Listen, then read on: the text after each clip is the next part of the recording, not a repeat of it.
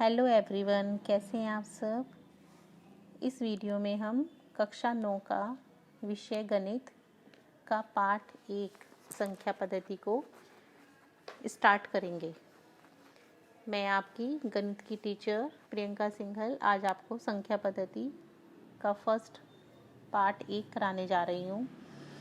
इसमें हमने अपनी बुक के पेज नंबर 2, 3, 4 को लिया है। आप भी साथ साथ खोल लीजिए, आपको समझ में जल्दी आएगा। इसमें हम क्या करेंगे, जो हमारा इसका भाग 1 है, इसमें हम पाठ का परिचय करेंगे सबसे पहले, जिससे आप जब आगे एक्सरसाइज करेंगे, एग्जाम्पल करेंगे तो आपको अच्छी तरह से क्लियर हो जाएगा किस तरह के क्वेश्चन आएंगे, कैसे हमें उन्हें सॉल्व करना है, कैसे उनका कौन सा फॉर्मूला है, क्या अप्लाई करना है, ये सब। ठीक है। इसके बाद हम ऐसे आगे करते करते इसका पार्ट एक्सरसाइज 1.1 करेंगे, फिर 1.2 करेंगे। इससे हमारा आगे आगे बढ़ता रहेगा नेक्स्ट लेक्चर में। आज मैं आपको इसको कराऊंगी संख्या पद्धति, जिसमें संख्याओं की बात की गई है। तो ये समझ लेते हैं संख्याएं हमारी किस किस प्रकार की होती हैं। ओके, अब हमें सबसे पहले क्या देखना है बच्चों, संख्याएं हमारी किस किस प्रकार की होती हैं, कौन कौन सी होती हैं। ये हम क्या करेंगे, हमने पेज नंबर 2 लिया और हम इसको स्टार्ट करते हैं। अब हमने सबसे पहले क्या देखा, प्राकृतिक संख्याएं। ठीक है, अब हमारा प्राकृतिक संख्याएं में देखो क्या है। ये हमारा इसमें लिखा है कि इन्होंने एक बैग लिया है, इसमें संख्याएं डाल ली। ठीक है, अब इन्होंने इसमें क्या डाला, 1, 2, 3, है ना। इन्होंने क्या डाला, 1, 2, 3, 4, इस तरह से इन्होंने डाल ली। ये वाली देखो हमारी, ये है 1, 2, 3, ये अनंत तक जाएंगी। मतलब 1 से स्टार्ट होकर हम कितनी भी संख्याएं इस एक बैग में डाल लें तो इसका मतलब क्या होगा, ये इसका मतलब है कि ये प्राकृतिक संख्याएं हैं, प्राकृत संख्याएं ये वाली। और इसको हम किससे प्रतीक क्या है इसका, n। ठीक है, अब नेक्स्ट हमारी जो संख्याएं होती हैं वो होते हैं हमारे पूर्ण संख्याएं। पूर्ण संख्याएं मतलब उसमें जो ये हमारा बैग है, इसमें हमने 1, 2, 3 तो डाला, लेकिन साथ में हमने 0 और ऐड कर लिया, जो 1 से पहले आता है ये वाला। ठीक है, 0, 1, 2, 3 ऐसे करके आप यहाँ पे 4 भी आ जाएगा, 5 भी आ जाएगा, अनलिमिटेड। तो उसको हम क्या कहते हैं, पूर्ण संख्याएं। ठीक है, 2 हमारी हो गई प्राकृतिक संख्याएं और पूर्ण संख्याएं, ये आपको समझ में आ गई। अब हम जो नेक्स्ट चलते हैं, नेक्स्ट है हमारा पूर्णांक। पूर्णांक किसको कहते हैं, देखो। अब पूर्णांक का मतलब क्या है, सबसे पहले हम पूर्ण संख्याएं लिखेंगे। जैसे हमने 0 से लिखा 1, 2, 3, 4 अनलिमिटेड। ठीक है, अब हमने इधर की तरफ गए तो क्या आएगा, -1 से -1, -2, -3। तो इसका मतलब क्या हो गया, इसमें सारे ऋणात्मक पूर्णांक एक थैले में डाल दिए आपने, जो 0 से इधर आते हैं, और सारे धनात्मक पूर्णांक। तो जिसमें 0 के साथ ऋणात्मक पूर्णांक और धनात्मक पूर्णांक दोनों आते हैं, तो उसको क्या कहते हैं, उसको कहते हैं पूर्णांक। ओके, ये भी आपके क्लियर हो गया। ये भी अनंत होते हैं, धनात्मक पूर्णांक और ऋणात्मक पूर्णांक। ठीक है, चलो अब हम नेक्स्ट में चलते हैं।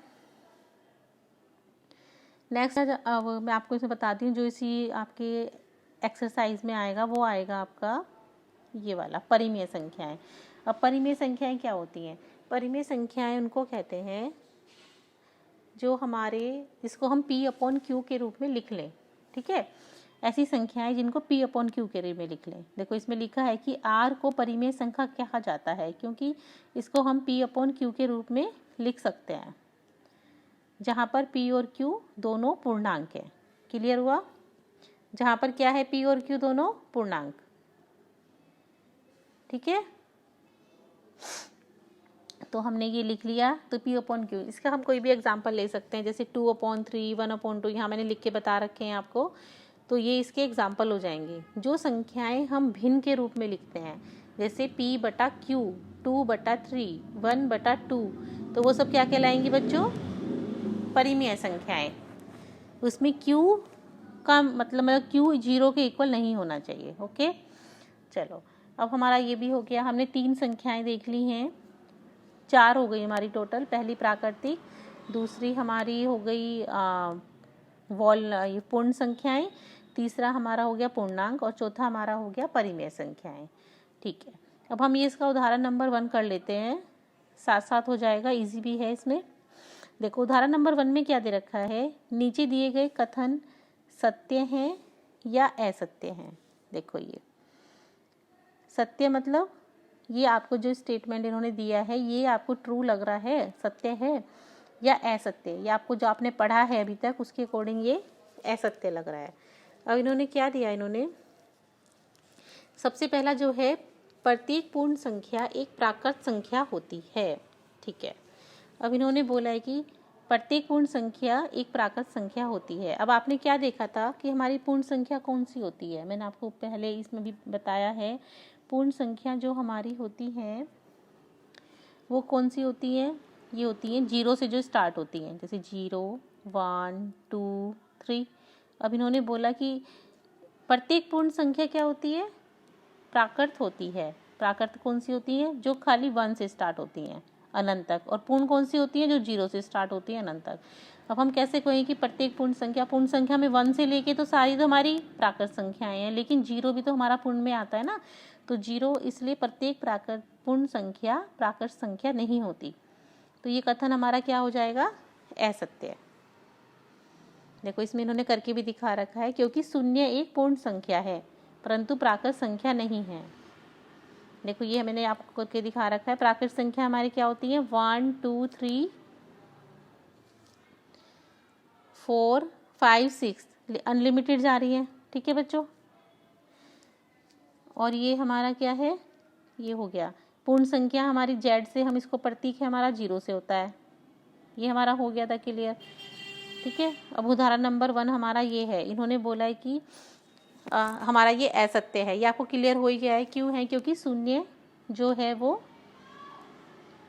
प्राकृत संख्या नहीं है। शून्य क्या नहीं है बच्चों, प्राकृत संख्या नहीं है।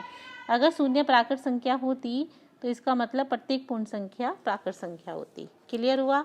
अब सेकंड क्या है हमारा, सेकंड है हमारा प्रत्येक पूर्णांक एक परिमेय संख्या होता है। क्या है, प्रत्येक पूर्णांक। पहले क्वेश्चन को आराम से पढ़ना, समझना क्या पूछा है, फिर उसका आंसर लिखना। अब पूर्णांक पढ़ते आपके दिमाग में आ जाना चाहिए, पूर्णांक का मतलब होता है 0 के साथ धनात्मक पूर्णांक और 0 के साथ ऋणात्मक पूर्णांक। ठीक है, हो गया क्लियर, माइंड में आ गया। अब हम उसको सोचेंगे, इन्होंने पूछा है पूर्णांक परिमेय संख्या होता है। परिमेय को देख के हमारे माइंड में क्या आया कि परिमेय तो हमें मैम ने बताया था कि P/Q होता है। तो हमने क्या देखा, पूर्णांक होता है, ये तो हमें निकालना पड़ेगा क्योंकि P/Q। अब हमने आपको बताया कि ये ऐसे होता है, परिमेय संख्याएं ऐसी होती हैं 1/2। अब वही ऐसे कैसे हो जाएगा कि मान लो हमने कोई पूर्णांक ले लिया 4, कैसे हो जाएगा ये कि परिमेय निकाल के देखते हैं। अगर हम -4 को, जैसे ये परिमेय संख्या P/Q होती है, हमने क्या किया, -4 को डिवाइड किया 1 से। अब हम क्या देखते हैं, जब हम 1 से डिवाइड करते हैं इसका आंसर -4 ही आ रहा है। मतलब अगर हम -4 को ऐसे भी लिख लें तो इसका मतलब क्या है, -4। कोई भी नंबर आप ले लो, ये तो हमने -4 लिया, चलो आप ऐसे ले लो 2, 5, 6, ये हमने बड़ी डिजिट ले ली। ये क्या है हमारा पूर्णांक। अब इसको हम 1 से डिवाइड करेंगे तो मतलब अगर हम किसी भी पूर्णांक को बटे 1 करते हैं तो उसका मीन्स वही है, वही नंबर रहेगा, डिजिट चेंज नहीं हो रही, तो ये सत्य है।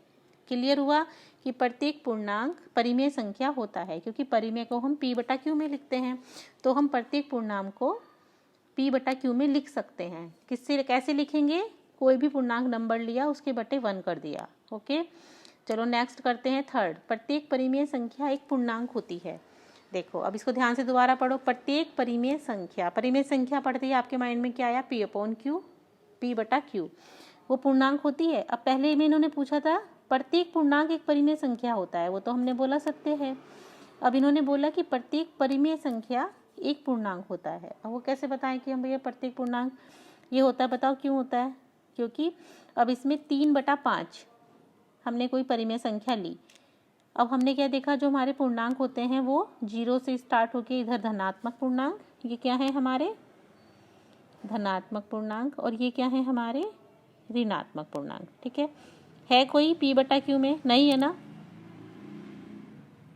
तो तो इसका मतलब क्या हुआ कि प्रत्येक पूर्णांक परिमेय संख्या नहीं हो सकता। ऐसा नहीं है कि प्रत्येक पूर्णांक परिमेय संख्या होता है, प्रत्येक परिमेय पूर्णांक संख्या होता है। सॉरी, मैंने उल्टे वाला बोल दिया।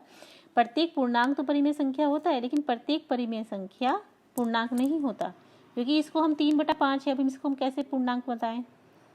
क्योंकि हमने देखो पीछे वाले में क्या किया था, हमने पूर्णांक को बटे 1 करके परिमेय कर दिया, तो ये आ गया P/Q के उसमें आ गया। ये तो नहीं आएगा ना सिंगल 3 के रूप में, तो ये असत्य है। चलो अब हम एग्जाम्पल 2 करते हैं इसका। एग्जाम्पल 1 भी हमारा पूरा हो गया। उदाहरण नंबर 2, इसमें लिखा है इन्होंने 1 और 2 के बीच की 5 परिमेय संख्याएं ज्ञात कीजिए। एक इन्होंने डिजिट 1 दी है और एक 2 दी है। अब हम कैसे करेंगे? इसका एक हमारे पास फॉर्मूला होता है जब हमें किसी दो नंबर के बीच की परिमेय संख्याएं ज्ञात करनी होती हैं। वो क्या है बच्चों? देखो ये है हमारा उदाहरण नंबर 2, ठीक है। वो क्या है हमारा? देखो ये जैसे हमें 1 और 2 के बीच की ज्ञात करनी है, तो हम क्या करेंगे? 5 दिया है ना उन्होंने, 5 को 1 से प्लस करेंगे तो क्या आएगा हमारा? 6। कोई जितनी परिमेय संख्या निकालनी होती है ना, उसमें 1 ऐड कर दो, 1 को प्लस कर दो, तो क्या आएगा हमारा? जो भी नंबर आएगा आ गया हमारा, 6 आ गया। इसमें 6 आया तो उसमें क्या करेंगे? जो दो नंबर इन्होंने दे रखे हैं, पहले एक नंबर लेंगे, उसको लिखा, उसमें मल्टीप्लाई करा 6 का, और नीचे भी मल्टीप्लाई करा 6 का, ऊपर अंश में भी नीचे हर में भी, तो क्या आया हमारा? 6/6। ऐसे हमने दूसरा नंबर लिया 2, उसमें ऊपर मल्टीप्लाई करा 6 का, नीचे मल्टीप्लाई करा 6 का, तो क्या आया? 2 6 12/6। अब हम क्या करेंगे? जब हमारे पास 2 डिजिट आ गई, क्या क्या आई? 6/6, 12/6।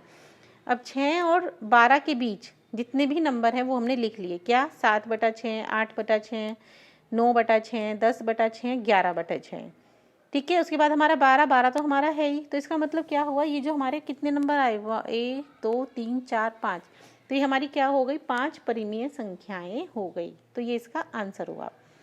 मैं आपको इसमें आगे एक्सरसाइज में भी है वो भी करके दिखाऊंगी, ये आपको अच्छी तरह से फॉर्मूला समझ में आ जाएगा। अभी आप घर पे इसको रिवाइज करना कि हम परिमेय संख्याएं कैसे निकालते हैं दो नंबर के बीच। बहुत ईजी है, जितनी निकालनी होती है उसमें 1 ऐड कर दो, और फिर जो नंबर आता है उसको, जिन नंबर की निकालनी होती है उनके ऊपर नीचे मल्टीप्लाई करो, और फिर उनके बीच के नंबर लिख दो। ओके, चलो मैं आपको नेक्स्ट लेक्चर में इसका हम एक्सरसाइज 1.1 स्टार्ट करेंगे। तब तक आप ये रिवाइज कीजिए। Okay, bye.